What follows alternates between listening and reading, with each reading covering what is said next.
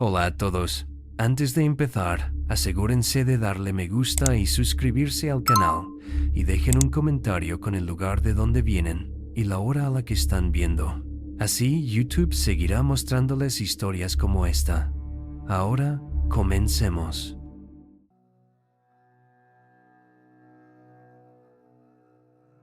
Llevo unos 8 años trabajando como mecánico de aeronaves para Delta en DFW. Pero lo que ocurrió el pasado octubre todavía me hace temblar las manos cuando lo recuerdo. Por aquel entonces, trabajaba en el turno de noche en el Hangar 7, una enorme instalación de mantenimiento situada a unos 5 kilómetros de la terminal principal. Es uno de esos lugares en los que te sientes completamente aislado del resto del mundo. Sobre todo por la noche, cuando solo estás tú, quizá otro técnico, y filas de aves metálicas dormidas. Tenía 34 años, me había divorciado recientemente y, sinceramente, prefería los turnos de noche, porque así no tenía que lidiar con la dirección respirándome en la nuca. La diferencia salarial tampoco me venía mal. Estaba ahorrando para comprar una pequeña casa en Arlington y por fin volver a encarrilar mi vida después de que Rachel se quedara con todo en el acuerdo de divorcio. La primera cosa extraña ocurrió un martes por la noche, a principios de octubre. Lo recuerdo, porque acababa de empezar a trabajar en un 737-800 que había llegado con una línea hidráulica defectuosa. Alrededor de las 2:00 a.m. dejé mi llave dinamométrica en el carro de herramientas junto al tren de aterrizaje delantero del avión. Fui a buscar unas juntas tóricas de repuesto al profe, armario de suministros, a unos 15 metros de distancia. Cuando volví, la llave había desaparecido. No solo se había movido, sino que había desaparecido por completo. Pasé 20 minutos buscándola, revisando debajo del avión en los pozos de las ruedas. Incluso le pregunté a Marcus, el otro técnico que trabajaba esa noche, si la había tomado prestada. Él estaba claramente al otro lado del hangar, trabajando en una 320, y no se había movido de su sitio. Al final encontré la llave perfectamente centrada en el asiento del piloto en la cabina. Las puertas del avión estaban cerradas con llave cuando comencé mi turno. Las cosas se volvieron cada vez más extrañas durante las siguientes noches. Las luces del techo de la bahía, 3, parpadeaban y se apagaban cada vez que trabajaba allí, pero los electricistas no encontraron ningún problema en los circuitos. Oía pasos en las pasarelas metálicas de arriba, pero los controles de seguridad siempre daban negativo. Una noche, estaba cableando una bomba de combustible cuando todas las luces de trabajo del hangar se apagaron simultáneamente. Oscuridad total durante unos 30 segundos, lo justo para encontrar a tientas la linterna de emergencia.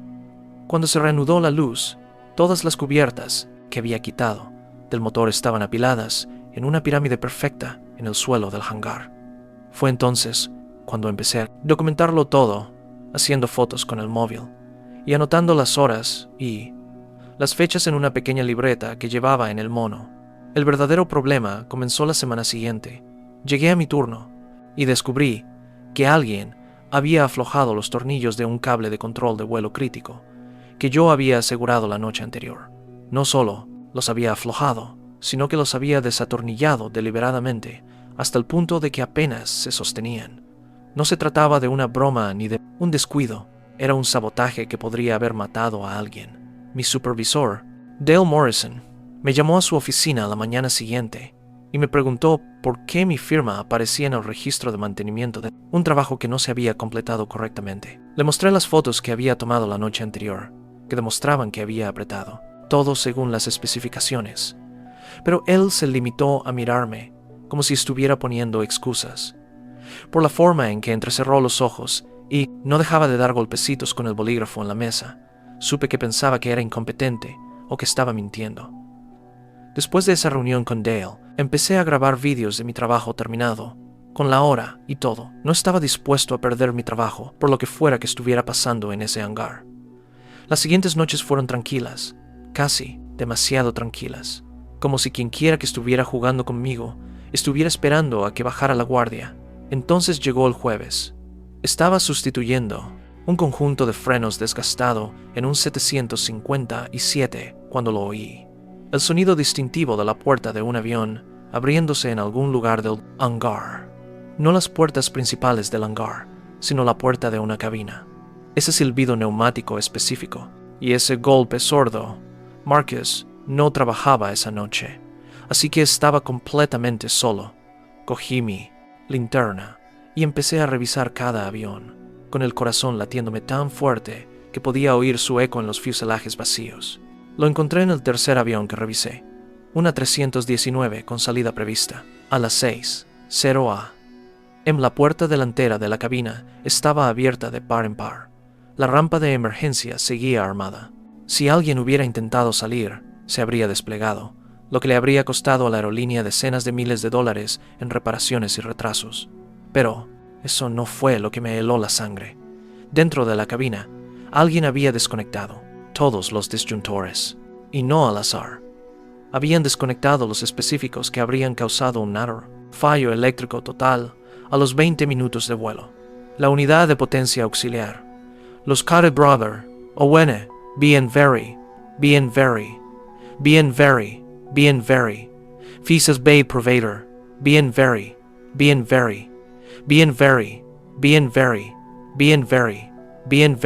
generadores de reserva, incluso el bus de baterías. Quienquiera que hubiera hecho esto, sabía exactamente lo que estaba haciendo. Llamé inmediatamente a seguridad, luego a Dale, y documenté todo mientras esperaba a que llegaran. Seguridad recuperó las imágenes de esa noche, y lo que encontraron lo cambió todo. A la 1:47 a.m. se vio una figura en la cámara durante unos 3 segundos. Era alta y vestía lo que parecía un mono de mantenimiento estándar, pero con la capucha puesta, con el rostro completamente oculto. Lo extraño era cómo se movía, casi deslizándose entre los aviones, sin llegar a aparecer nunca completamente en ninguna cámara. Conocía todos los puntos ciegos, todos los ángulos. El jefe de seguridad, un exmiembro de la Fuerza Aérea llamado Bryant, me dijo que nunca habían visto nada parecido. El intruso había logrado pasar por 2 puntos de control con tarjeta magnética y un escáner biométrico, sin activar ninguna alarma. Bryant me preguntó si había notado que alguien me hubiera seguido últimamente, o si alguien me hubiera preguntado sobre mi horario. Fue entonces cuando me di cuenta. No era algo aleatorio. Alguien estaba específicamente apuntando a mis turnos, a mi trabajo. Dale se disculpó después de ver las imágenes, pero me di cuenta de que estaba nervioso. La aerolínea trajo a su equipo de seguridad corporativa, instaló cámaras adicionales y cambió todos los códigos de acceso. Incluso me ofrecieron cambiarme al turno de día, pero me negué. En parte porque necesitaba el diferencial nocturno, pero sobre todo porque quería atrapar a esa persona. Llámalo orgullo o estupidez, pero no iba a permitir que un psicópata me echara del trabajo por el que había luchado tanto. Empecé a llevar una linterna, Magite pesada, de las que también sirven como arma. Marcus también empezó a ofrecerse voluntario para más turnos de noche. Dijo que ya no le gustaba la idea de que nadie trabajara solo. Desarrollamos un sistema de control, llamándonos cada hora. Durante unas cuantas noches, pareció funcionar. Todo llegó a su punto álgido el 23 de octubre. Recuerdo la fecha, porque era el cumpleaños de mi hija Emma y le había prometido hacer una videollamada antes de que empezara el colegio. Eran alrededor de las 3:30 de la madrugada y estaba realizando una inspección rutinaria en un 737 MAX cuando noté algo raro en la bodega de carga. El panel de acceso estaba ligeramente abierto, lo cual era imposible. Había verificado personalmente todos los cierres al comienzo de mi turno.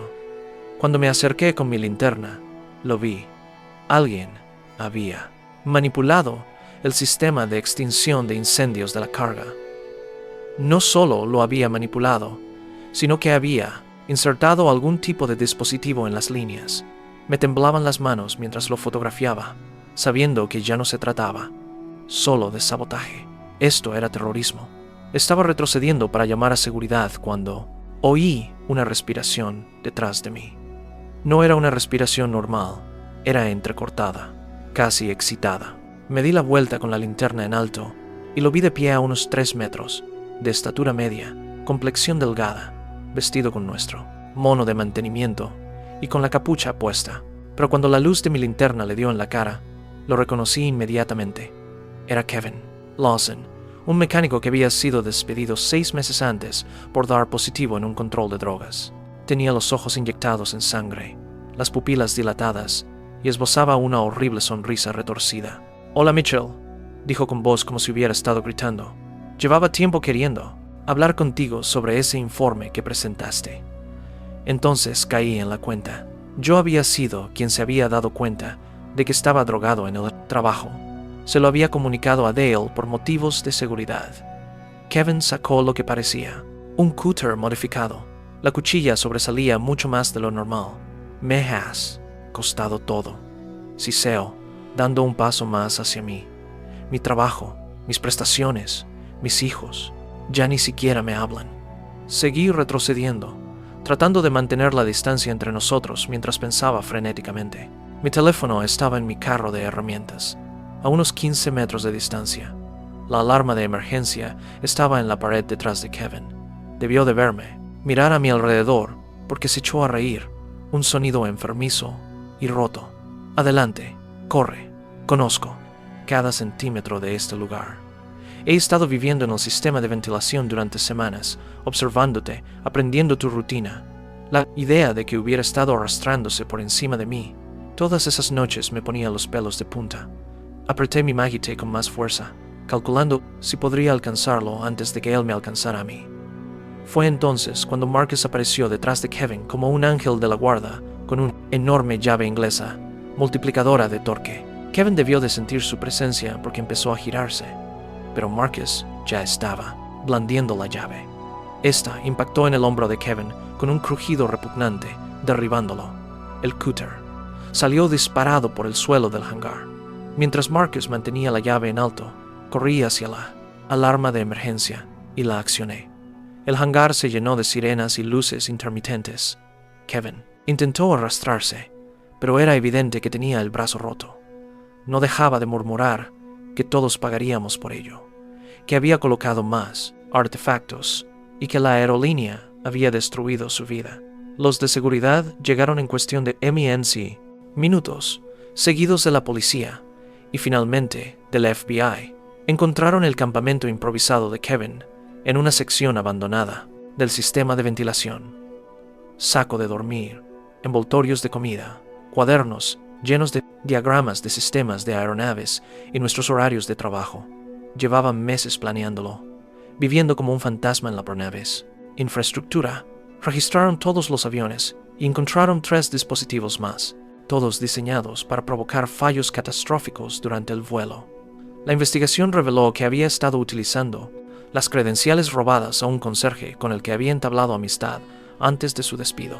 Kevin está cumpliendo actualmente una condena de 25 años a cadena perpetua en una prisión federal. Sigo trabajando por las noches en el Hangar 7, pero ahora siempre hay al menos 3 de nosotros en el turno y la seguridad hace rondas cada hora. A veces, cuando estoy trabajando solo en un avión, todavía oigo pasos fantasmas por encima de mí. Marcus dice que tengo trastorno de estrés postraumático, y tal vez tenga razón, pero prefiero ser paranoico a estar muerto. La aerolínea me dio una condecoración y un aumento de sueldo, lo que finalmente me permitió comprar esa casa en Arlington. Todas las noches, antes de mi turno, hago una videollamada a Emma y le digo que la quiero, porque nunca se sabe cuándo los demonios del pasado de alguien pueden salir de las sombras. Y siempre, compruebo los conductos de ventilación.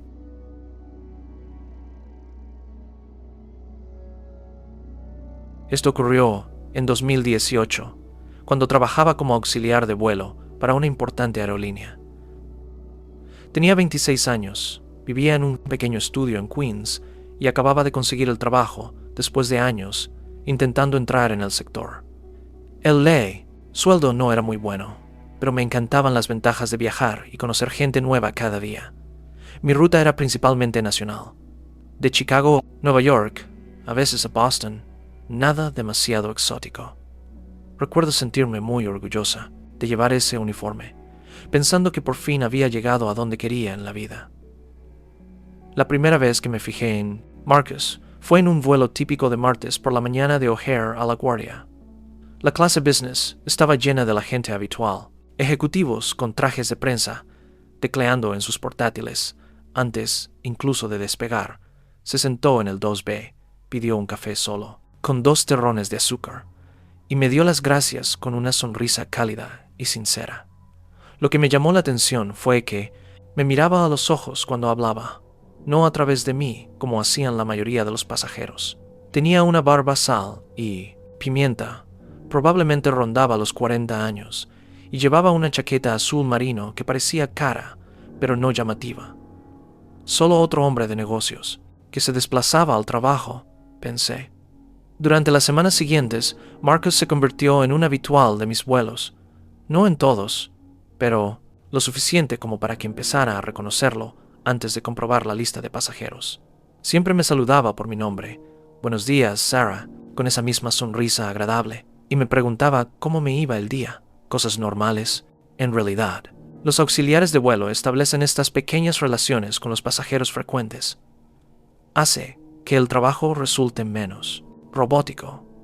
Me dijo que trabajaba en consultoría y que dividía su tiempo entre oficinas.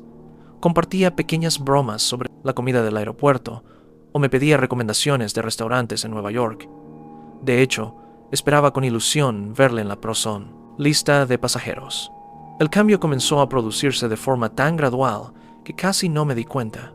Una mañana, quizás 6 semanas, después de conocerle, Marcus mencionó un pequeño restaurante tailandés en Astoria. «Te encantará, Bad See You», dijo, y luego añadió con naturalidad, «Probablemente esté a poca distancia de tu barrio». Nunca le había dicho dónde vivía, solo que residía en Nueva York. Cuando me reí y le dije que vivía en Queens, pero no en Astoria, se corrigió rápidamente.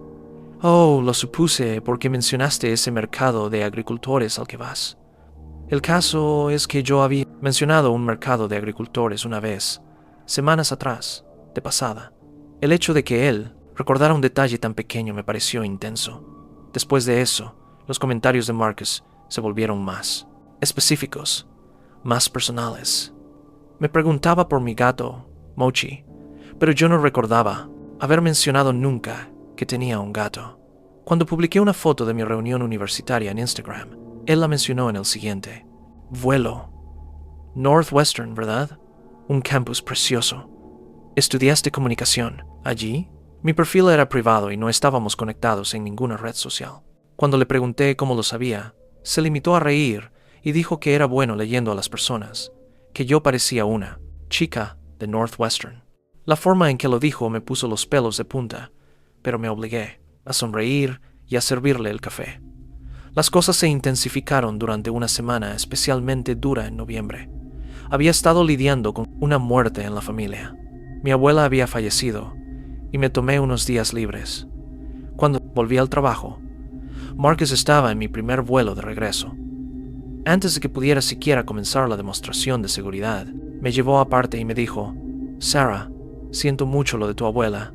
Margaret parecía una mujer muy especial». Se me heló la sangre. No había publicado nada en internet sobre su muerte y, desde luego, no le había dicho su nombre. Cuando le pregunté cómo lo sabía, me tocó el brazo suavemente y me dijo: «Mencionaste que estaba enferma el mes pasado, ¿recuerdas? Y vi la esquela en la Cedar Rapids Gazette, online. Espero que no te importe. Quería enviar flores, pero no tenía una dirección». Esa noche, en mi habitación de hotel, repasé todas las conversaciones que todas, no can, recordaba haber tenido con él. Sí, había mencionado que mi abuela estaba enferma, pero nunca su nombre, nunca en qué ciudad vivía. Empecé a revisar la configuración de mis redes sociales, haciendo todo lo posible para que fueran lo más privadas posible. Incluso me busqué en Google para ver qué información había disponible. Fue entonces cuando me di cuenta de algo que me hizo sentir un nudo en el estómago.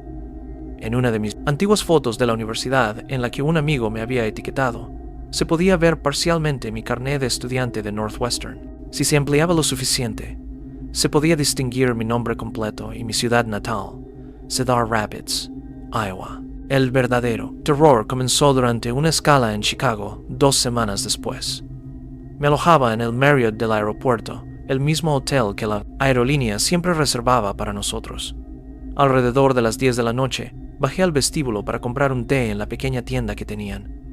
Mientras esperaba el ascensor para volver a subir, vi a Marcus sentado en el bar del vestíbulo mirando su teléfono. Lo primero que pensé fue que era una coincidencia. Muchos viajeros de negocios se alojaban allí, pero cuando crucé la mirada con él, no pareció.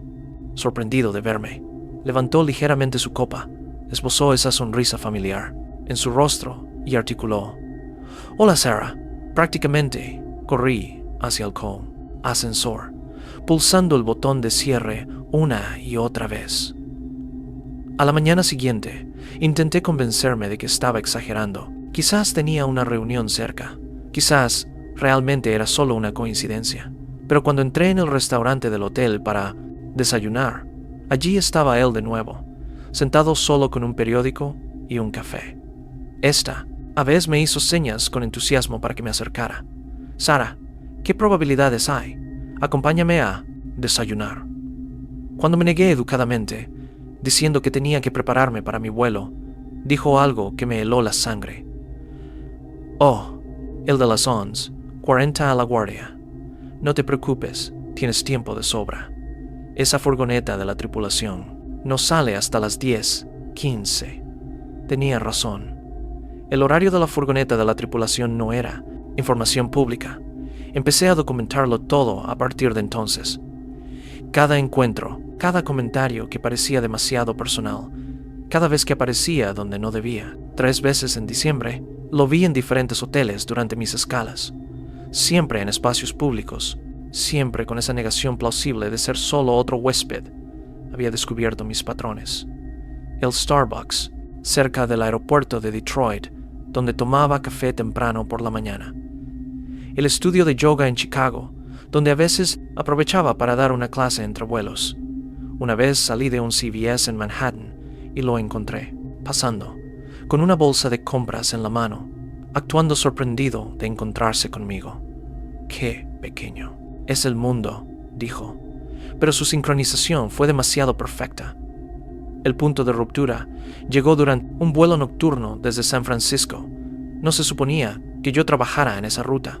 La había aceptado a última hora, cuando otra azafata se había puesto enferma.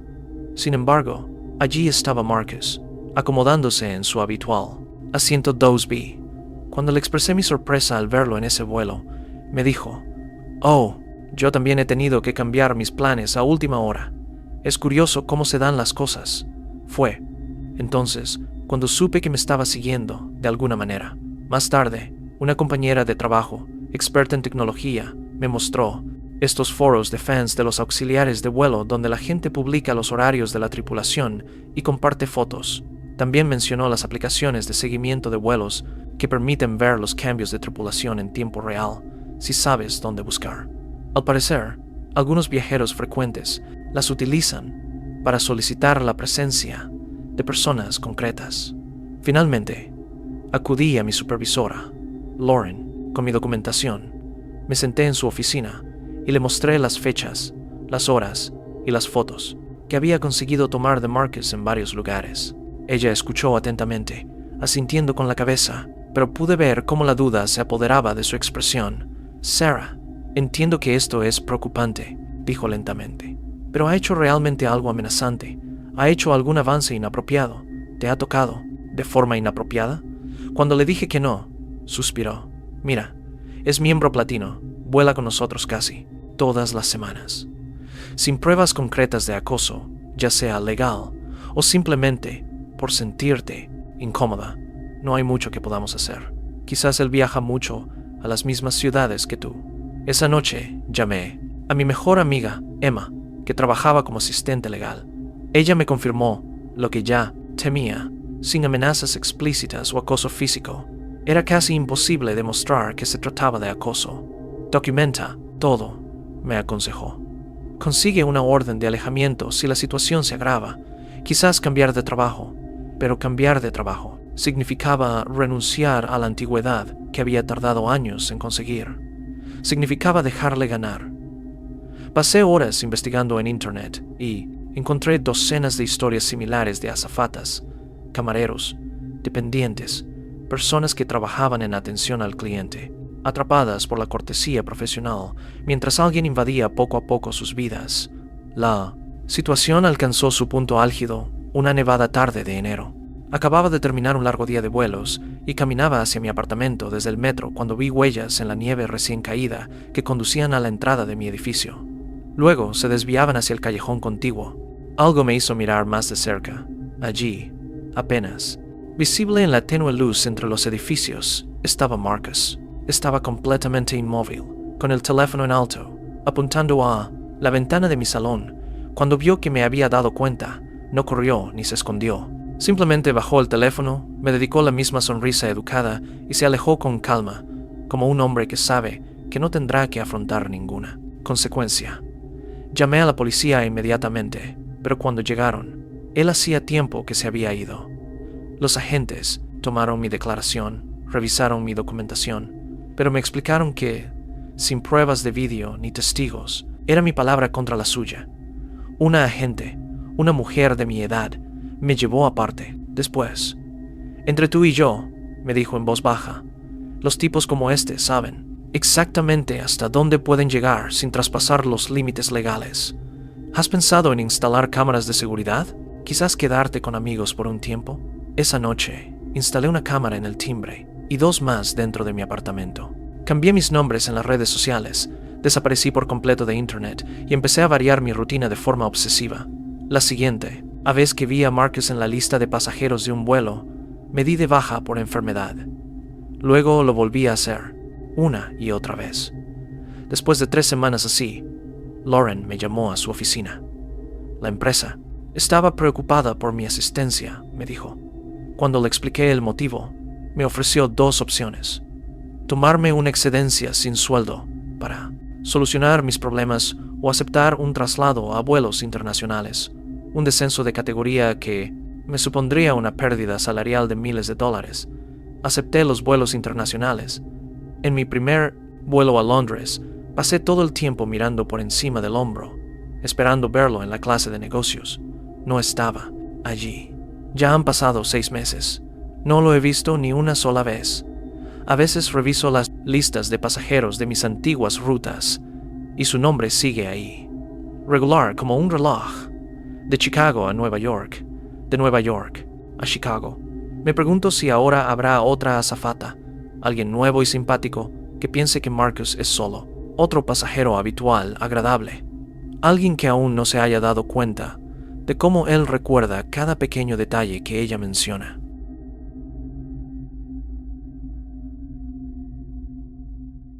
El plan era sencillo. Un último mes de vuelos sin incidentes, sin turbulencias, sin dramas, y daría por concluidas casi 3 décadas en la cabina de pilotaje. Se suponía que ese vuelo nocturno de Las Vegas a Phoenix iba a ser uno de los más fáciles. Apenas 1 hora en el aire, cielos despejados, carga ligera, sin alertas meteorológicas. Lo había hecho tantas veces que casi podría hacerlo con los ojos vendados. No es que lo hiciera. Obviamente, no era sentimental con respecto a volar. No como algunos de los chicos que llevaban diarios o tomaban fotos Polaroid desde la cabina. Simplemente me gustaba el orden, listas de verificación, horarios, números que se alineaban, predecibles. Y eso es probablemente lo que hizo que lo que sucedió esa noche fuera tan difícil de aceptar. No encajaba, no seguía las reglas. Nuestra salida de McCarran fue del libro. La primera oficial, Denise, perspicaz y fiable, se encargó de la mayor parte de las comunicaciones mientras yo supervisaba los instrumentos y nos guiaba. Era tarde, alrededor de las 10:40 p.m., y las luces de la cabina estaban atenuadas. La mayoría de los 83 pasajeros ya estaban durmiendo, con los auriculares puestos y las bandejas levantadas. La tripulación de cabina era mínima, solo 2 auxiliares, Eric y Lacey. Nada parecía fuera de lugar. Alcanzamos la altitud de crucero sin problemas. Nos estabilizamos y recuerdo que Denise hizo una broma sobre que jubilarse en Arizona era solo un eufemismo para jugar al golf hasta morir. Nos reímos.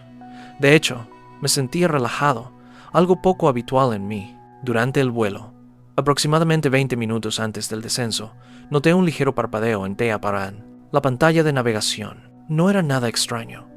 A veces solo se trata de una pequeña interferencia, pero entonces volvió a parpadear, y esta vez, toda la trayectoria lateral se desplazó. Solo por un segundo, la pantalla nos mostró que nos desviábamos mucho del rumbo. Una inquietante línea roja nos llevó al espacio aéreo militar restringido del sur, lo cual no tenía sentido. Denise también lo vio e inmediatamente pulsó el sistema para recalibrarlo. Antes de que pudiera terminar, las pantallas se corrigieron solas. Todo parecía normal de nuevo. El piloto automático no se había desconectado. No hubo advertencias audibles, solo un desvío repentino y un reinicio instantáneo. Sentí una extraña presión en el pecho, como en el momento antes de una inmersión, pero nada a nuestro alrededor había cambiado. Ambos verificamos 2 veces las coordenadas e incluso pedimos a ATC que confirmara nuestra posición. Respondieron como si todo estuviera bien. No, había anomalías ni desviaciones, pero el sistema de navegación volvió a fallar 2 veces más en los siguientes 10 minutos.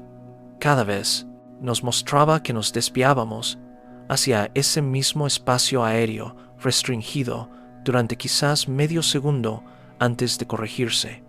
La tercera vez, las comunicaciones también fallaron. Estática, aguda, crepitante, pero breve. Había oído interferencias antes, pero esto no era cosa del tiempo.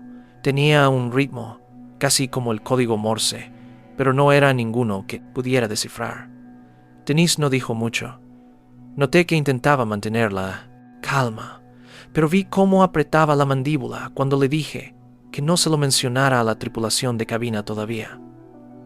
Llegamos a la aproximación final, sin más interrupciones. El descenso fue suave, sin condiciones meteorológicas adversas, con visibilidad clara durante todo el trayecto, pero no podía quitarme la tensión de los hombros. Mis ojos no dejaban de mirar los paneles como si fueran a traicionarme de nuevo.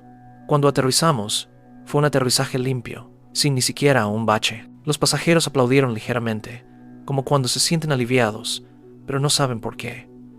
Rodamos hasta la puerta de embarque, aparcamos y apagamos los motores. Si alguien notó algo extraño, no dijo nada. Denise me echó un rápido vistazo mientras recogía su bolso. Solo un destello de acuerdo tácito de que algo había ido mal allí arriba. No estaba roto, solo mal de una manera que no podíamos precisar. De vuelta en la sala de tripulación, rellené el registro de mantenimiento como siempre. Dudé si incluir el fallo, pero algo me rondaba la cabeza. Lo marqué como irregularidad de navegación no crítica y lo señalé para ingeniería. 2 técnicos lo revisaron a la mañana siguiente y realizaron los diagnósticos habituales. Todo volvió a la normalidad, sin ni siquiera un indicio de mal funcionamiento. Se encogieron de hombros y lo achacaron a un retraso del software, una interferencia menor, el tipo de cosas que ven todo el tiempo y que rara vez significan algo. Pero yo no podía dejarlo pasar. Algo en la exactitud de los desvíos, como si no fueran aleatorios, como si alguien hubiera elegido ese camino. Unos días más tarde, recibí una llamada de alguien del equipo de investigación. No parecía alarmado, solo concentrado. Dijo que habían revisado los datos del vuelo y habían notado anomalías en los registros de comunicación durante nuestro descenso. Al parecer, hubo ráfagas de interrupción de la señal que no coincidían con nada típico de esa ruta. No hubo interferencias meteorológicas, ni fallos en los equipos, ni nada interno. A ellos les pareció que provenía de fuera, posiblemente incluso de forma intencionada. Me preguntó si conocía a alguien a bordo, pasajeros o tripulación, que pudiera haber tenido acceso a algún tipo de equipo de comunicaciones no autorizado. Al principio me reí. Me pareció una paranoia, pero entonces me dijo: no estamos hablando de una broma, era una señal dirigida. Alguien sabía exactamente lo que estaba haciendo. Ahí fue cuando todo cambió. Empecé a repasar el vuelo en mi cabeza una y otra vez. ¿Quién subió primero? ¿Quién parecía nervioso? ¿Quién no hacía contacto visual?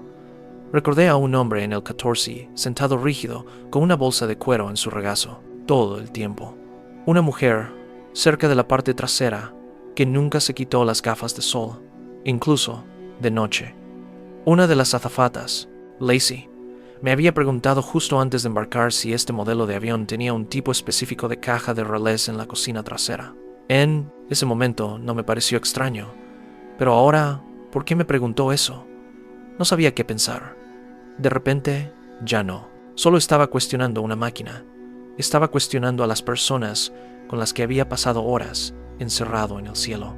No dormí mucho esa semana.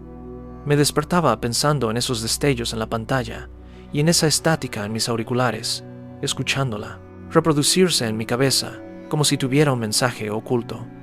No le conté a mi esposa toda la historia, solo que había habido un pequeño problema técnico en el vuelo. Ella ha oído suficientes conversaciones sobre vuelos a lo largo de los años como para saber cuándo estoy ocultando algo. Pero incluso si hubiera intentado explicárselo, no creo que hubiera entendido la parte que realmente me preocupaba. La idea de que alguien pudiera haber intentado enviarnos a algún lugar concreto, no solo interferir, sino redirigir. Esa es la parte que me preocupa. No sé qué habría pasado si no lo hubiéramos detectado a tiempo. Una semana más tarde, me llamaron para una reunión con 2 funcionarios de la FAA y alguien de seguridad de la aerolínea. No acusaron a nadie por su nombre, pero confirmaron que las Carpenter's interrupciones no fueron aleatorias.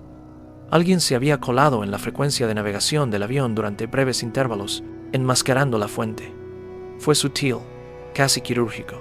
Me preguntaron por la lista de pasajeros, la tripulación, si había ocurrido algo inusual en tierra antes del embarque. Incluso, revisaron las imágenes de seguridad de la puerta de embarque de Las Vegas. Les pregunté si tenían alguna pista, pero no me dijeron nada.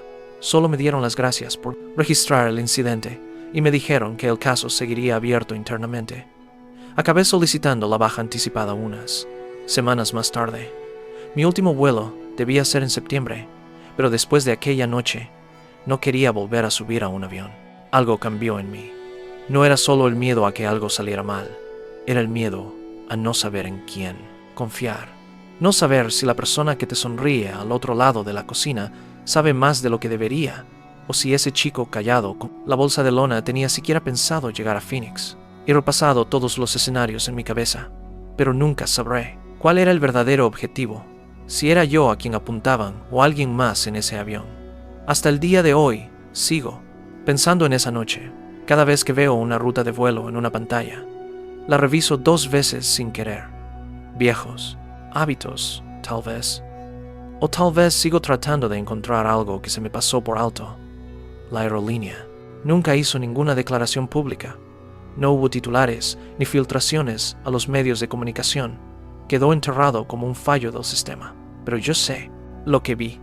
Sé lo que sentí en la cabina de pilotaje cuando los sistemas se desviaron unos grados hacia el sur, hacia un lugar en el que no debíamos estar. Y sé que no fue un accidente. Quien quiera que lo hiciera nos estaba observando y estaba cerca.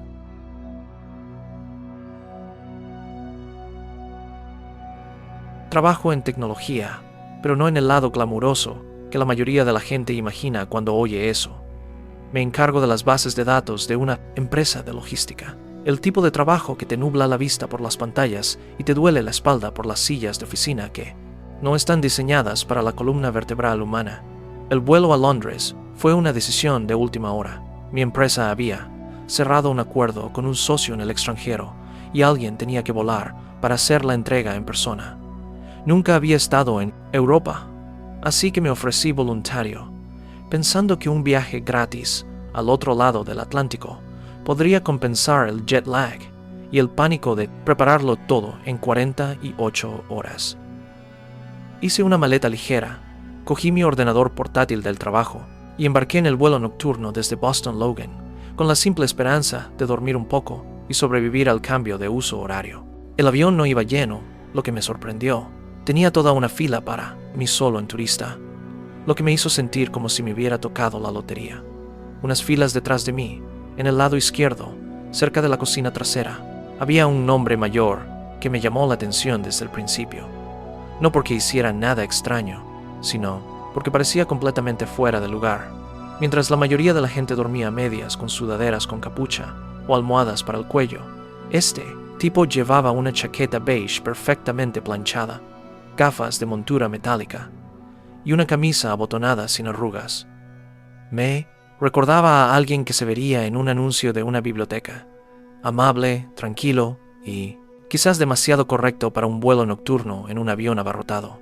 No hablaba con nadie, no jugaba con la pantalla, solo se sentaba tranquilamente con las manos cruzadas sobre el regazo y un pequeño bolso de cuero debajo del asiento de delante. Despegamos alrededor de las 9:45 p.m. y las luces de la cabina se atenuaron poco después del servicio de cena. Intenté ver algo en la pantalla, pero lo dejé después de 10 minutos y me acurruqué contra la ventana con una manta sobre la cara. En algún momento de la noche, tal vez a mitad del vuelo, me desperté cuando alguien pasó rozándome de camino a la parte de atrás.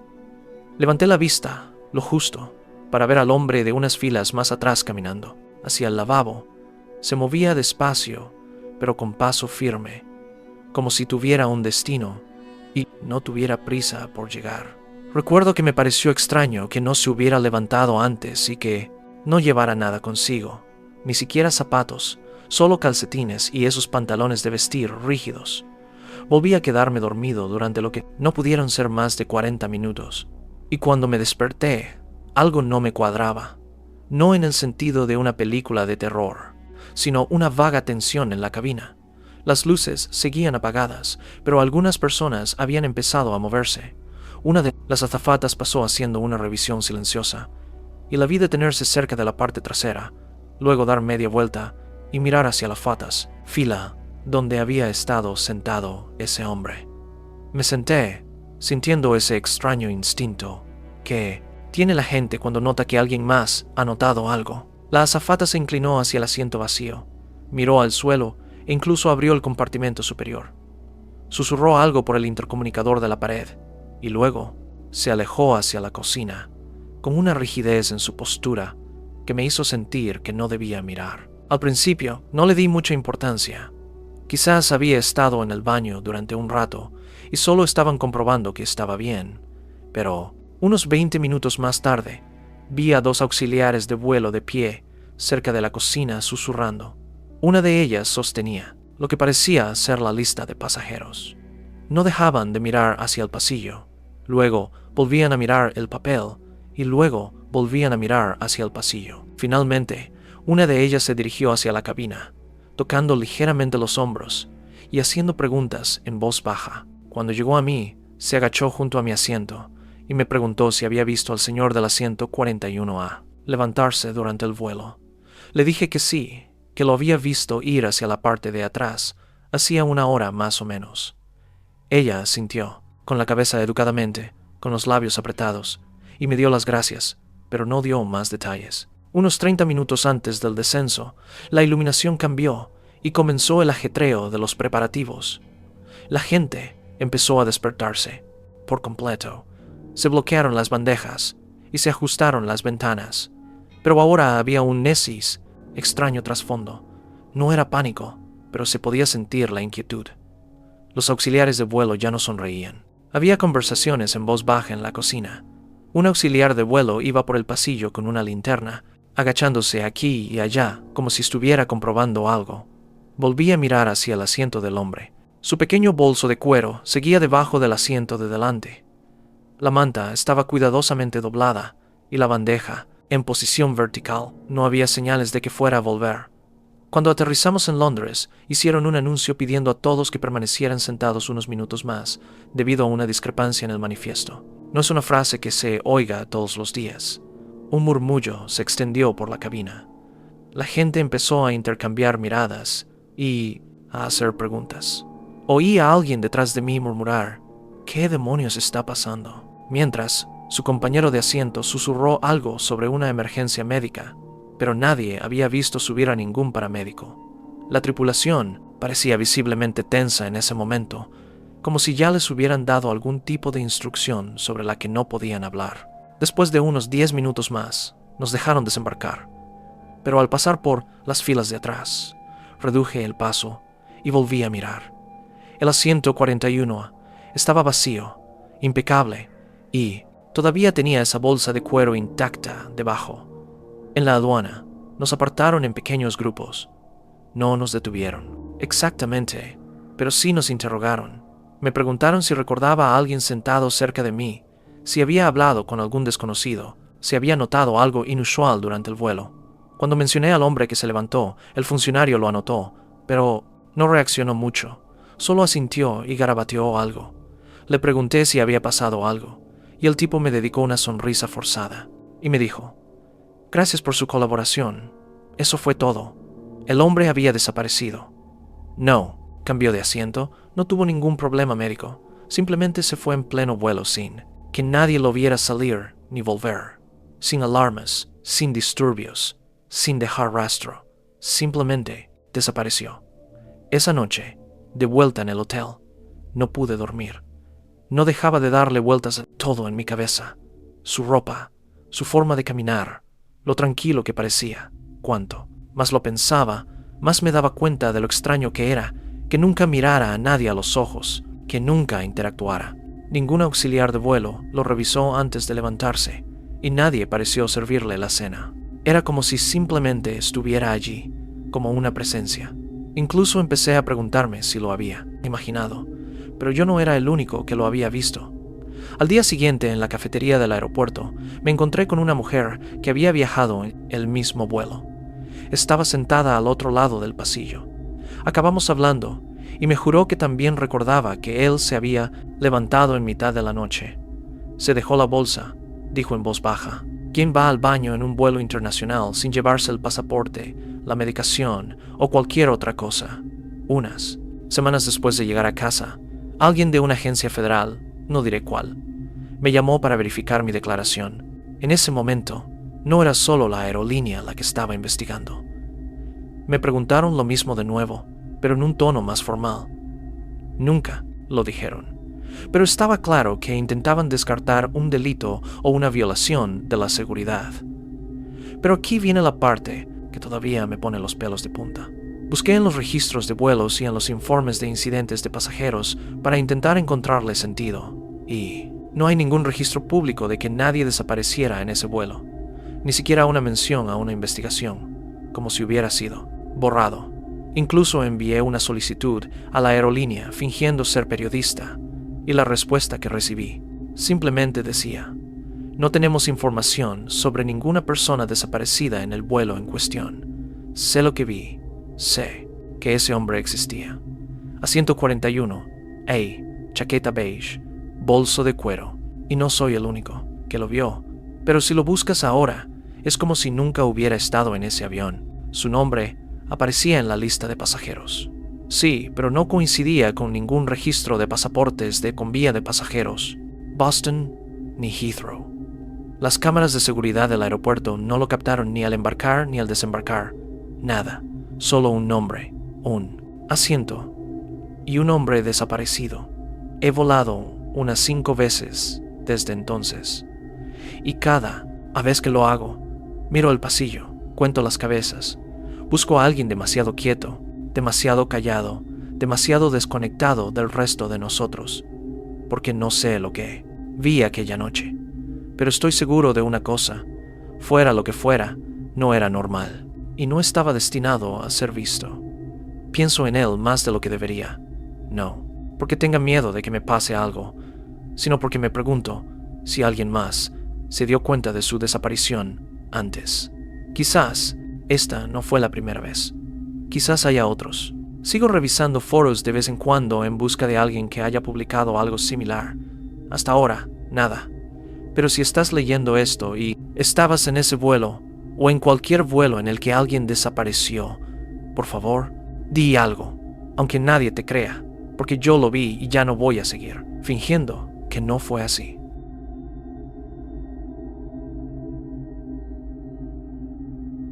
Hubo un periodo en el que volaba constantemente por trabajo, conferencias, presentaciones, visitas a clientes.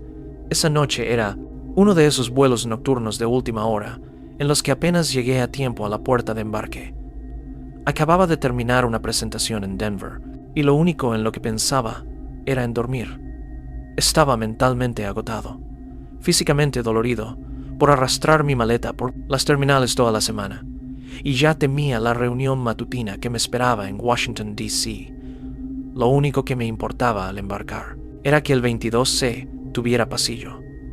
Los asientos de ventana me hacían sentir encerrado, y me gustaba tener la libertad de levantarme cuando quisiera. No era mucho, pero era un pequeño consuelo en una semana que había sido todo lo contrario. Un hombre de unos 40 años se me acercó justo cuando me disponía a ponerme los auriculares. Era alto, de complexión delgada, vestido como un hombre de negocios, pero sin el esmero habitual, con una chaqueta azul marino, sin corbata, y el pelo ligeramente húmedo, como si hubiera corrido por el aeropuerto. Miró mi número de asiento, luego a mí, y me preguntó educadamente si podíamos cambiar. Tenía el asiento del medio en la Troll, que están de Helbring, fila de arriba, pero dijo que tenía la vejiga pequeña y necesitaba acceder fácilmente al baño. Dudé, no porque no le creyera, sino porque sabía que no podría dormir entre dos desconocidos. Pero él insistió. Incluso se ofreció a ayudarme con mi bolso. Parecía nervioso, pero no de una manera amenazante, solo inquieto. Cedí, me arrepentí, casi de inmediato. El tipo del asiento de la ventana a mi lado roncaba como si se hubiera tragado una motosierra, y el asiento del medio no solo era estrecho, sino que era tan incómodo que ni siquiera podía cruzar las piernas. Intenté dormir, pero cada pequeño ruido me despertaba. Recuerdo que, alrededor de las 3, 0 a.m., la turbulencia empeoró. No era del tipo que te sacude durante unos segundos y luego pasa, sino del tipo más prolongado que te hace cuestionar la solidez del aire que hay debajo de ti. La luz del cinturón de seguridad parpadeó, y los auxiliares de vuelo se movieron rápidamente por el pasillo, comprobando que las bandejas estuvieran levantadas y los cinturones abrochados. Fue entonces cuando me fijé. El hombre con el que había cambiado de asiento estaba de pie, no muy lejos de la parte delantera del avión, susurrando agresivamente con dos auxiliares de vuelo cerca de la cabina. No era una discusión ruidosa, pero la tensión en su postura era inequívoca. Una de las auxiliares tenía los brazos cruzados y no dejaba de mirar hacia la puerta de la cabina, mientras que la otra gesticulaba sutilmente hacia el asiento del hombre, como pidiéndole que se sentara. Observé durante un rato, sin saber si estaba presenciando un incidente de violencia aérea o algo completamente distinto. Entonces él se dio la vuelta, vio que lo estaba mirando y sonrió. Una extraña sonrisa de labios finos, como si intentara disimular. Aparté la mirada inmediatamente. Fingí dormir. El resto del vuelo se me hizo más largo de lo normal. Al final, él volvió a su asiento, pero yo no dejaba de mirar el pasillo con el rabillo del ojo. Había una energía persistente, como si algo no hubiera quedado resuelto. Cada vez que alguien se levantaba para ir al baño, me ponía tensa, medio, esperando otra escena. Las luces estaban atenuadas. La mayoría de la gente dormía o intentaba hacerlo, pero yo no podía desconectar. No dejaba de revivir en mi cabeza aquel momento junto a la cabina, preguntándome de qué hablaban tan bajo, pero con tanta urgencia. Y no podía quitarme de la cabeza la mirada que me había lanzado la azafata. Al pasar de nuevo, como si todavía estuviera nerviosa, aterrizamos alrededor de las 6:00 a.m. en Dallas, esa hora en la que todo se siente confuso y apresurado. La gente se levantó en cuanto se apagó la señal de los cinturones de seguridad, a pesar que aún teníamos que esperar 10 minutos. Yo me quedé sentada, como suelo hacer, dejando que la multitud se dispersara antes de coger mi maleta, pero entonces el avión no se abrió de inmediato.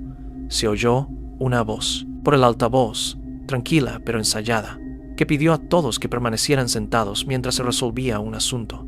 Esa, en la frase por sí sola, inquietó a la gente.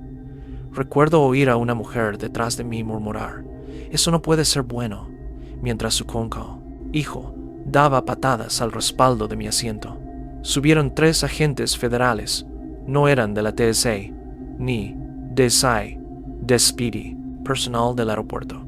Eran agentes que llevaban chaquetas oscuras con pequeñas letras oficiales. Nadie se movió. Era como si toda la parte delantera del avión contuviera la respiración. Caminaron directamente por el pasillo sin dudar. Se detuvieron justo donde yo estaba sentado originalmente, en el asiento 22C, y le dijeron al hombre que ahora estaba sentado allí, el mismo que me había pedido cambiar de asiento, que se levantara. No le leyeron sus derechos, no sacaron armas. solo le dieron una orden firme. Él parecía completamente tranquilo, sin sorpresa, sin pánico, solo preparado. Se levantó, se ajustó la chaqueta y lo siguió. Fuera del avión, como si lo estuviera esperando, la mujer del asiento de la ventana junto a él parecía completamente atónita, con el rostro pálido como la tiza. Pasaron unos minutos antes de que el resto se nos permitiera desembarcar. No se habló mucho, solo un flujo silencioso de pasajeros que se alejaban, algunos mirando hacia la parte delantera, como si esperaran ver a más agentes, esperando. No dije nada hasta que llegué a la terminal. Y fue entonces cuando una de las azafatas, la misma que había estado discutiendo con él, me llevó aparte. Me preguntó si tenía idea de lo que me había dicho el hombre, o por qué quería mi asiento. Le conté todo, palabra por palabra. Ella asintió lentamente, y luego me dijo, con mucho cuidado, que había algo escondido debajo de mi asiento original. Algo lo suficientemente grave como para que la aerolínea estuviera cooperando con los investigadores federales. Eso fue todo lo que dijo, pero la forma en que me miró, había algo detrás de sus ojos, como si supiera que yo no tenía ni idea de lo cerca que había estado de verme envuelta en algo de lo que nunca habría podido salir. No fui directamente a mi hotel. Deambulé por la terminal durante un rato, tratando de encajar todas las piezas. No dejaba de reproducir en mi mente el momento en que me pidió cambiar de asiento. Lo casual que había parecido, lo fácil que había sido decir que sí. Y ahora no podía dejar de pensar en lo que habría pasado si me hubiera quedado en el 22C. ¿Me habrían arrestado a mí en su lugar? ¿Me habrían detenido, interrogado, arrastrado a algo que no entendía? Empecé a dar vueltas, imaginando titulares, fotos policiales, mi nombre relacionado con algo que no había hecho. Me asustaba lo rápido que las cosas podrían haber salido mal por un simple favor cortés. Más tarde esa noche, no podía dormir. Busqué en las alertas de noticias, Twitter, canales locales, cualquier cosa, pero no había nada. Ni una sola mención a un hombre arrestado en un vuelo. Ninguna declaración de la aerolínea. Era como si nunca hubiera ocurrido. Al día siguiente, incluso llamé al servicio de atención al cliente de la aerolínea, fingiendo haber dejado algo debajo del asiento, solo para ver si decían algo. El representante solo se disculpó y dijo que el objeto había sido confiscado por razones de seguridad y que no se podía dar más información. Esa palabra, confiscado, me impactó. De otra manera, no se había perdido ni se había entregado, se había retirado. Hasta el día de hoy no sé qué había debajo de ese asiento. No sé si eran drogas, un arma o algo peor. Pero la idea de que él eligiera deliberadamente a alguien, a mí, para sentarme en su lugar, eso es lo que realmente me perturbó. Necesitaba a alguien que pareciera normal, anodino, alguien lo suficientemente cansado como para aceptar un cambio de última hora, sin hacer preguntas. Y yo era perfecto para eso. Probablemente echó un vistazo a toda la puerta de embarque y se fijó en mí porque parecía que solo quería dormir y desaparecer en el fondo. Tenía razón. Desde entonces no he vuelto a volar, sin pensar en aquella noche. Sigo eligiendo asientos de pasillos siempre que puedo, pero nunca cambio. Aunque alguien tenga una pierna rota o una historia de Saab, me quedo en mi sitio. No me importa si eso me hace parecer grosero, porque aquella noche, en un avión abarrotado, una decisión educada casi me convierte en sospechoso, o peor aún, en un peón. Bajé de ese vuelo pensando que solo había tenido suerte, pero cuanto más lo pienso, quizá no fui yo quien tuvo suerte. Quizá fui simplemente quien dijo que sí demasiado rápido.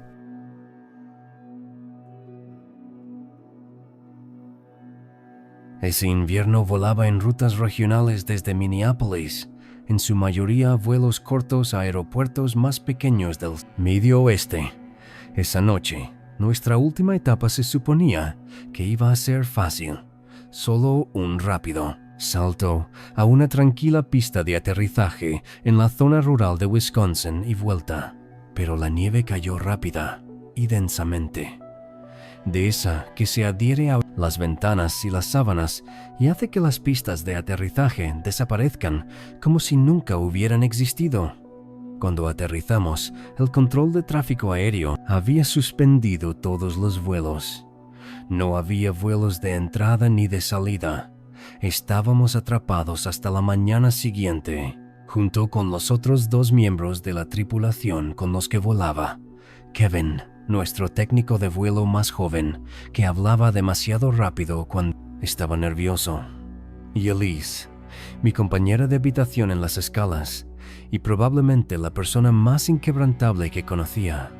El aeropuerto era más pequeño que la mayoría de las estaciones de autobuses que había visto, muy básico, con una única terminal con luces tenues y filas de sillas metálicas vacías. Había máquinas expendedoras en una esquina y uno de esos sistemas de megafonía antiguos que crepitaban cada hora para recordar a absolutamente nadie que la terminal estaba cerrando.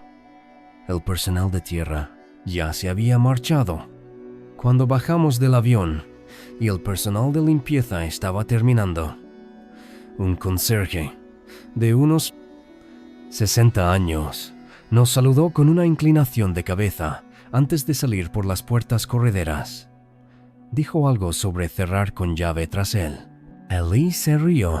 Parece que tenemos el lugar para nosotros solos. En ese momento, eso no me pareció mal. Montamos nuestro campamento cerca de las puertas de embarque, utilizando mantas de la aerolínea y esas almohadas finas de las que siempre se quejan los pasajeros.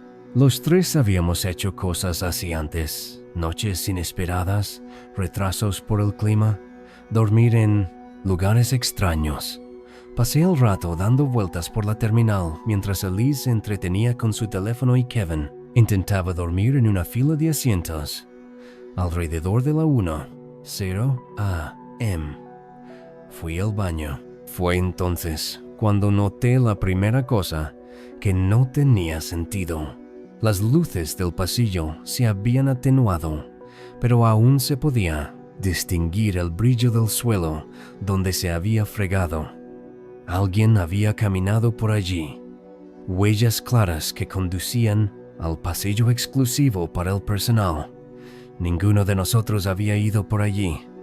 Me quedé allí un segundo, mirando fijamente el pasillo, como si el suelo me estuviera jugando una mala pasada. Pero las huellas eran recientes. No estaban embarradas por el exterior.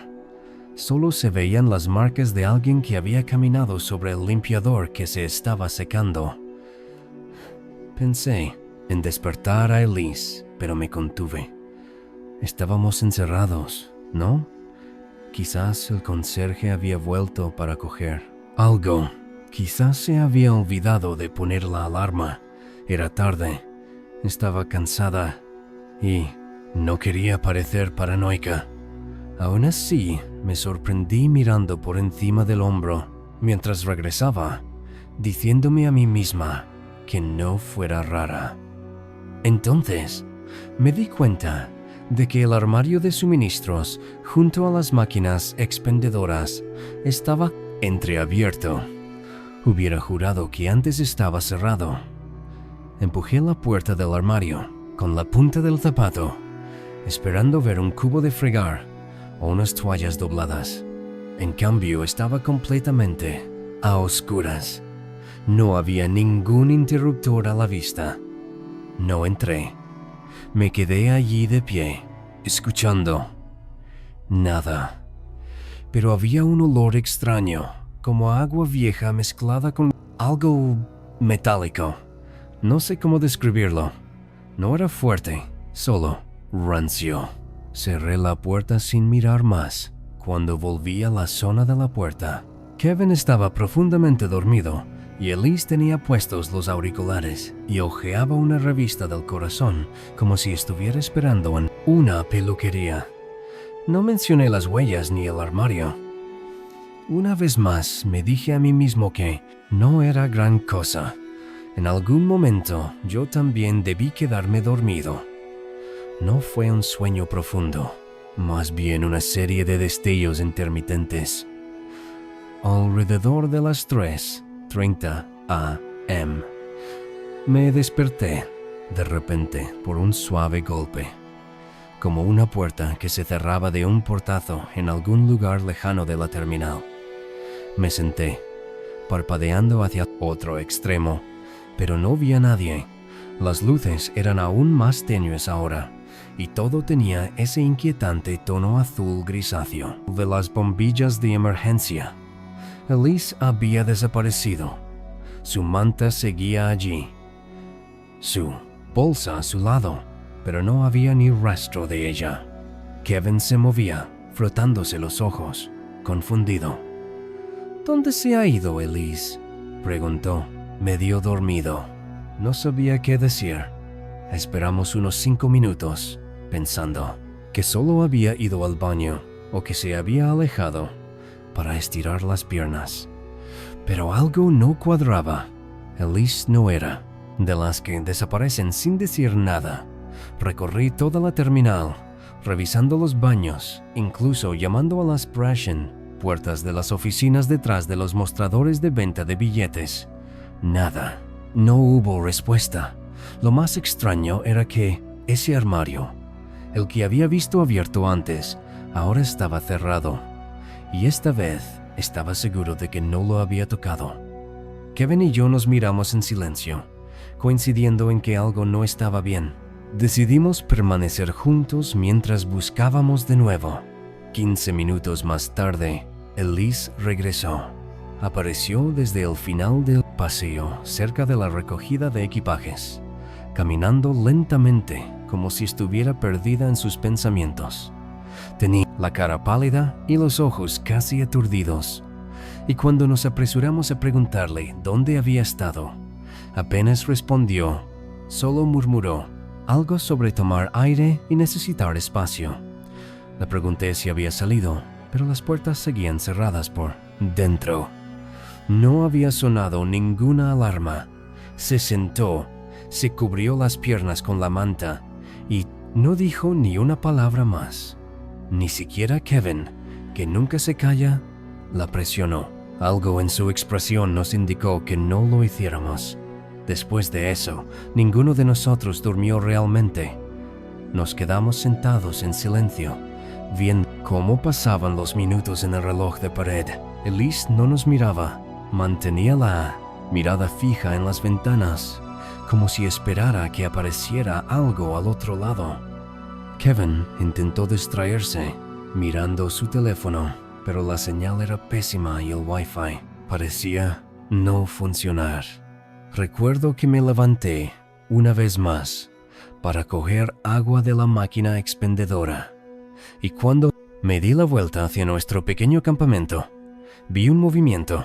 Algo rápido que se escondía detrás de una de las columnas más alejadas, cerca de la puerta 4. No dije nada, simplemente volví caminando lentamente y me senté, fingiendo que no había pasado nada, pero mi corazón latía con fuerza y no podía dejar de mirar ese pasillo. Después de eso, alrededor de las 5:15, lo oímos de nuevo. Un golpe sordo, luego un sonido de arrastre, como si algo se arrastrara por las baldosas. Kevin se levantó esta vez. De hecho, agarró uno de sus postes de cortesía, que se utilizan en los aeropuertos para delimitar las colas. Probablemente sea el servicio de mantenimiento, susurró, más para sí mismo que para mí, pero nadie salió de ese pasillo. Apenas podía ver el final con tan poca luz, pero no había duda. Alguien o algo se movía allí atrás, fuera de nuestra vista. Ese ruido de arrastre se detuvo de repente y nos quedamos esperando. No se oían pasos ni voces, solo un silencio tan denso que parecía que estuviéramos bajo el agua. Permanecimos en esa posición durante más de 1 hora, sin apenas movernos. Al amanecer, las Privia Planesting Surf, puertas automáticas se desbloquearon con un fuerte clic metálico, sobresaltándonos a los 3. El primer empleado del personal de tierra entró con un café en la mano y se detuvo al vernos allí sentados, como si no nos hubiéramos movido en toda la noche. Nos preguntó si todo iba bien. Kevin asintió antes de que yo pudiera hablar. Al menos, ni siquiera levantó la vista. Recogimos nuestras cosas en silencio. Ninguno de nosotros quería ser el que explicara por qué sentíamos que nos habían estado observando toda la noche. No dejaba de esperar ver otro par de huellas en el suelo o alguien de pie justo fuera de mi campo de visión, detrás del cristal. Pero no había nada. Solo el suave murmullo del comienzo del turno de mañana. Pasaron unos días antes de que Elise se abriera, e incluso entonces no fue mucho. Dijo que había ido a buscar el baño y había terminado en el viejo pasillo de servicio. Creyó ver a alguien de pie al fondo, quieto, como si la estuviera esperando. Dijo que se dio la vuelta y caminó en la otra dirección, pero las luces comenzaron a apagarse detrás de ella una por una, sin pasos, sin voces, solo un pasillo que se oscurecía más rápido de lo que ella podía caminar. No quiso dar más detalles. No hemos vuelto a trabajar en el mismo vuelo desde entonces. A veces todavía me asignan esa ruta, pero ahora siempre pido un hotel, aunque tenga que pagarlo de mi bolsillo. Prefiero dormir en un motel de mala muerte que pasar otra noche encerrado en ese lugar.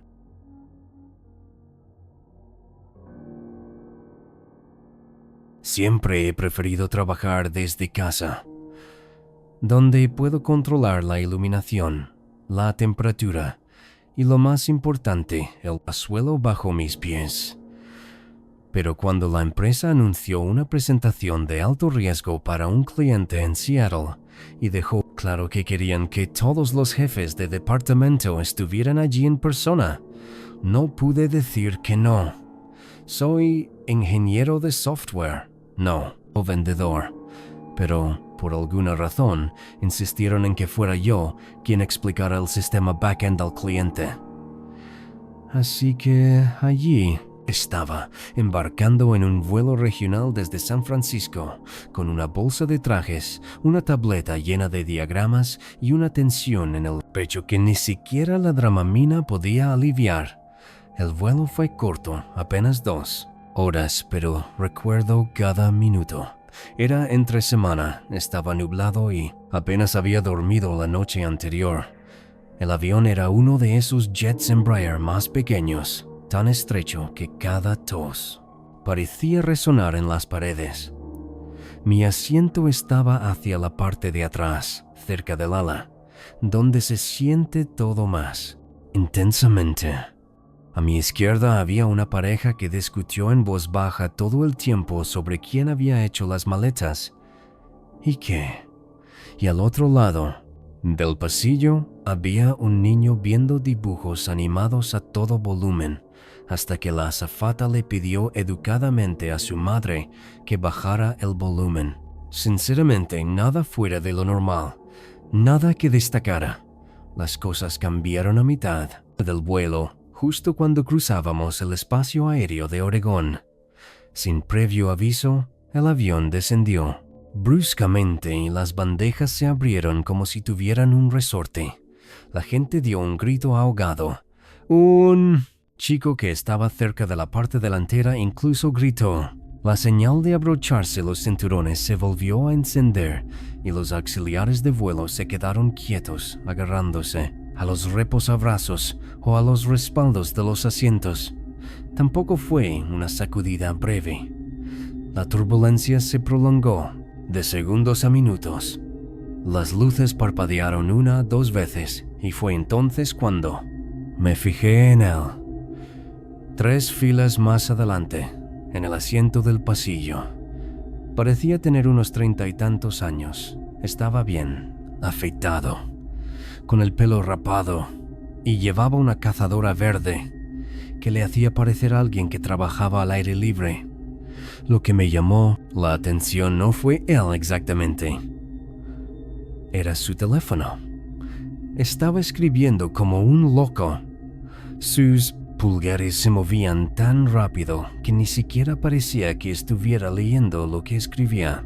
El brillo de la pantalla estaba al máximo, probablemente debido al parpadeo de las luces de la cabina, y pude ver fragmentos de lo que estaba enviando. Esto es todo. Nos merecemos esto. Perdóname. Un mensaje tras otro. Todos al mismo número. No estaba tan asustado como el resto de nosotros. Parecía decidido, concentrado, casi tranquilo en medio del caos, como si hubiera estado esperando este momento. Al principio intenté convencerme de que tal vez solo estaba asustado. La gente dice cosas raras cuando cree que va a morir, pero había algo en la forma en que él seguía mirando al frente, sin reaccionar a las sacudidas, sin mirar a su alrededor como todos los demás. No me parecía normal. Me incliné ligeramente hacia el pasillo para ver mejor, con cuidado de no parecer obvio. El hombre no se inmutó.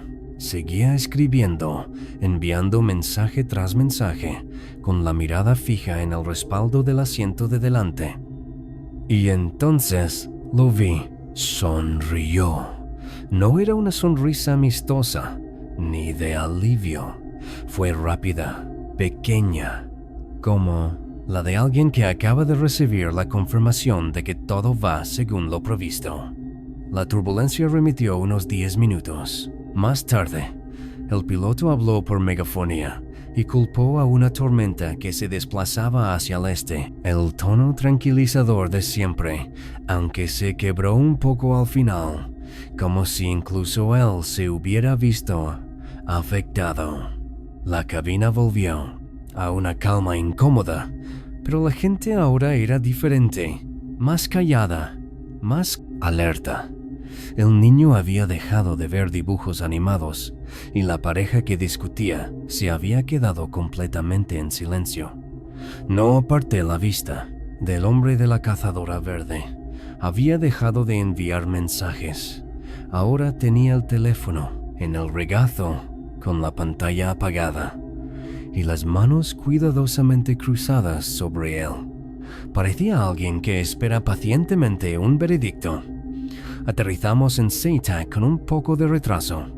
El capitán se disculpó y nos dio las gracias por volar con ellos.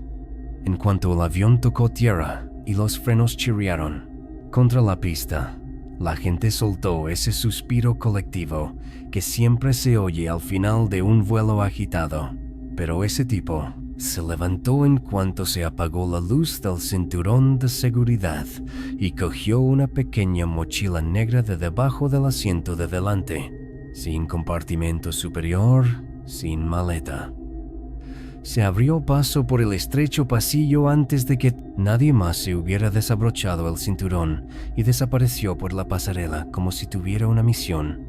Sin expresión, sin contacto visual, simplemente se fue. Miré a mi alrededor para ver si alguien más se había dado cuenta. Una mujer cerca de mí levantó las cejas como diciendo, ¿qué ha sido eso? Pero no dijo nada. El resto de los pasajeros se movían lentamente, recogiendo sus maletas y evitando mirarse a los ojos. Como si todos hubiéramos acordado en silencio, ¿no? Hablar de lo que acababa de pasar. Al salir a la terminal miré a mi alrededor, esperando ver al hombre de la chaqueta verde siendo detenido o interrogado, o incluso caminando rápidamente hacia una puerta de embarque. Pero él no estaba allí. Había desaparecido por completo. Ni siquiera estaba en la recogida de equipajes.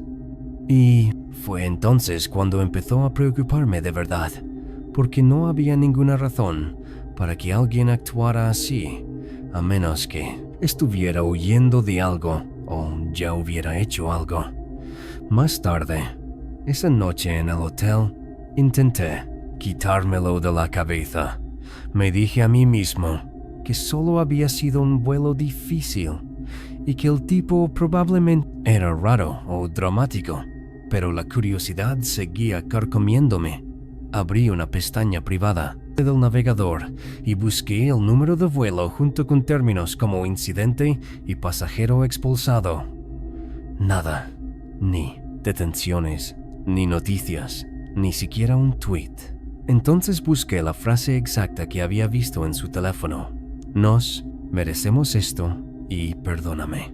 Eso abrió una madriguera por la que desearía no haber entrado. Hilos antiguos de foros, extractos de manifiestos, espeluznantes diatribas en YouTube. Algunos de ellos utilizan esas mismas frases.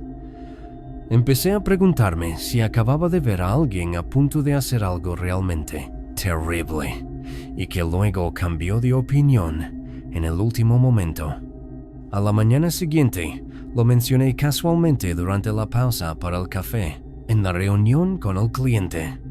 Una de las otras pasajeras del vuelo, una mujer llamada Paula, que también se dirigía a la misma presentación, lo oyó y se volvió inmediatamente hacia mí. Dijo que ella también lo había visto, no el mensaje, pero recordaba lo rápido que había bajado del avión.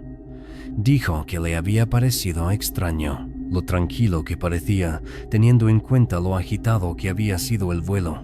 Eso me dio escalofríos. No era solo cosa mía. Alguien más había visto lo mismo. Había sentido la misma alarma silenciosa. Cuando volví a mi casa en San José, unos días más tarde, informé de lo que había visto al servicio de atención al cliente de la aerolínea. No era el tipo de cosa que esperaba hacer, pero necesitaba desahogarme. Tomaron nota de mi declaración, pero no ofrecieron mucho, más allá del guión. Gracias por su preocupación. No sé si hicieron un seguimiento. Ni siquiera sé si podrían hacerlo. Nadie pide los nombres de los pasajeros en esos vuelos nacionales cortos, a menos que haya una razón, pero no puedo olvidar su rostro, ni lo seguro que parecía, como si hubiera hecho las paces con algo antes incluso de que llegáramos a la peor parte de las turbulencias. No he vuelto a volar desde entonces. Ahora conduzco, incluso a lugares que requieren 2 días de viaje. Quizás sea extremo. Quizás solo era un tipo extraño con un sentido del humor retorcido o un mal día. Pero en esa cabina, con las luces parpadeando y el avión traqueteando como si se estuviera desintegrando, en pleno vuelo, vi a un hombre despedirse. No de nadie en particular, sino de algo. Y si cambió de opinión en el último momento, nunca sabré por qué. Pero pienso en ello a menudo. No por lo que pasó, sino por lo que casi pasa.